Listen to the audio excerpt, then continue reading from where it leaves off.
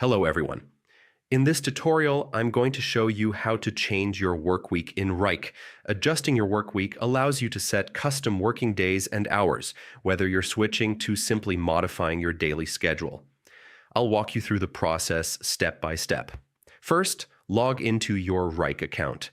Once logged in, click your profile photo at the top left corner of the interface. From the drop-down menu, select Settings. This is where you can adjust various account preferences, including your work week. Within Settings, navigate to Account Management, then click on Work Schedules. Here, you can define the specific days and hours that make up your work week. Click Edit Work Week to open the interface for modifying your schedule. Select the days you want included in your work week and specify the start and end times for each day.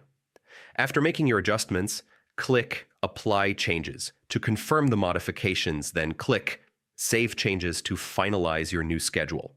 And there you have it. By following these steps, you can easily customize your work week in Wrike, helping improve your productivity and align your schedule with your workflow.